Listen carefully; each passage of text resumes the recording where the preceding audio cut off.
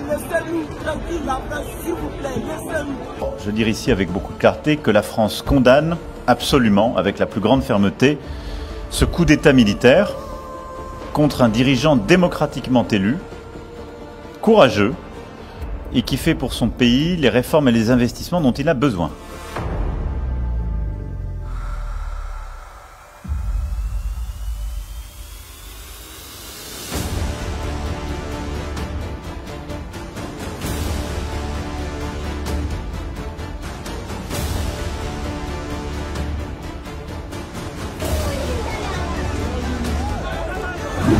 De toute évidence, les autorités déchues se sont engagées dans une approche qui consiste à mettre en place une sorte de milice pour leurs propres intérêts.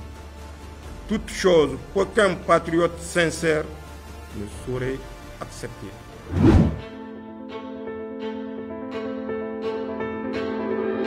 Décrit comme discret, le général Abdourahmane Tiani est désormais aux commandes au palais présidentiel à Niamey.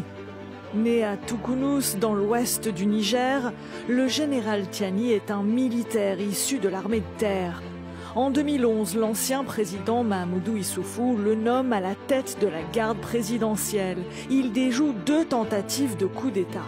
En 2018, il doit toutefois se défendre au tribunal et démentir tout lien avec un coup de force lancé 3 ans plus tôt. Âgé de 59 ans, il cite la violence au Niger comme l'une des raisons pour la destitution du président Bazoum. Pour le général Tiani, seuls les militaires ont la capacité de combattre les groupes armés, surtout lorsque les pays voisins, le Mali et le Burkina Faso, sont dirigés par des généraux.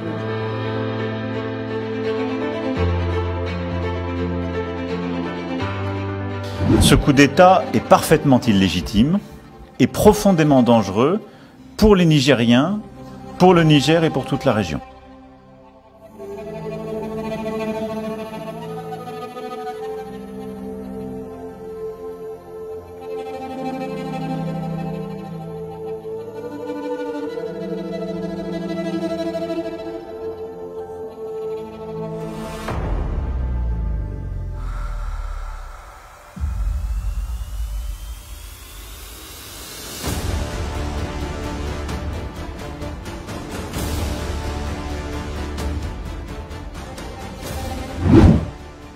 Ce coup n'a aucune justification, et s'il réussit, cela aurait des conséquences dévastatrices pour notre pays, notre région et le monde entier.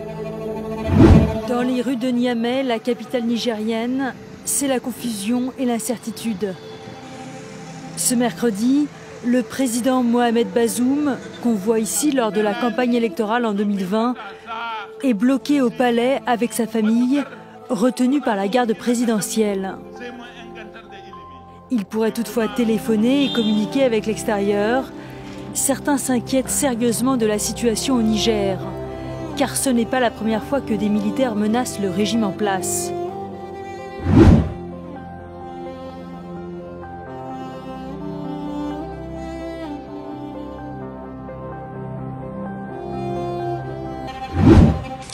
Non, les résultats ne sont pas à la hauteur des attentes des Nigériens. Non, nous ne pouvons plus continuer avec les mêmes approches jusqu'ici proposées au risque d'assister à la disparition progressive et inéluctable de notre pays. La CEDEAO a ordonné un blocus économique du Niger en réaction au putsch militaire survenu il y a 8 jours. Toutes les transactions commerciales et financières sont suspendues et le Nigeria voisin a coupé son approvisionnement en électricité. Réunis à Abuja jusqu'à vendredi, les chefs d'état-major ouest-africains ont réitéré leur menace d'utiliser la force en dernière option si le président nigérien Bazoum, démocratiquement élu, n'est pas rétabli d'ici dimanche. Je voudrais dire à l'Union européenne, à l'Union africaine et à la CEDEAO, s'il vous plaît, restez en dehors de nos affaires.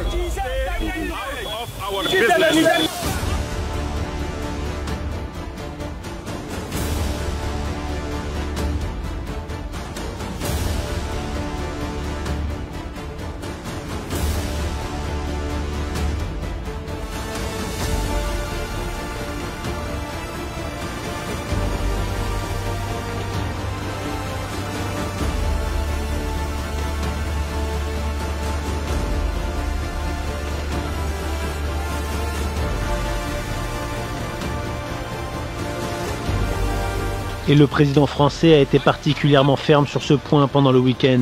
Alors que l'ambassade de France était encerclée par des milliers de manifestants parfois très violents, Emmanuel Macron a menacé de répliquer de manière immédiate et intraitable à toute attaque contre les ressortissants et les intérêts de la France dans le pays.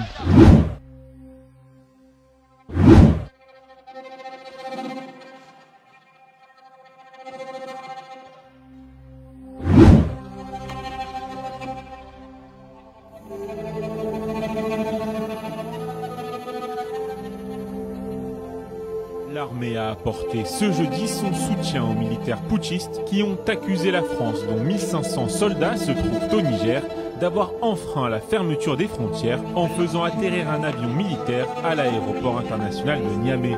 Il a été constaté que le partenaire français a passé outre pour faire atterrir un avion militaire de type A400M à l'aéroport international de Niamey ce matin à 6h30. Le CNSP rappelle une fois pour toutes au respect strict des dispositions du communiqué numéro 3. Au lendemain du renversement du président Mohamed Bazoum, des soutiens du coup d'État ont brandi des drapeaux russes dans la capitale nigérienne et un drapeau français a été brûlé.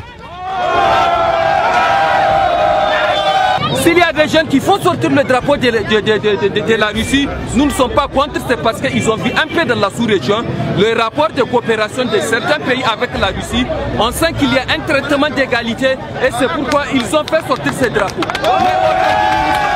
Nous avons l'uranium, nous avons le diamant, nous avons l'or, nous avons le pétrole et on vit comme des esclaves. Pourquoi? Jusqu'à quand? On ne pourra pas l'accepter. La base française du Niger doit quitter. On n'a pas besoin de Français pour nous sécuriser. Après le Mali et le Burkina Faso, le Niger, jusqu'alors allié des pays occidentaux, devient le troisième pays du Sahel à connaître un coup d'État depuis 2020. Le Mali et le Burkina Faso se sont notamment tournés vers la Russie après avoir exigé le départ des soldats français de leur sol.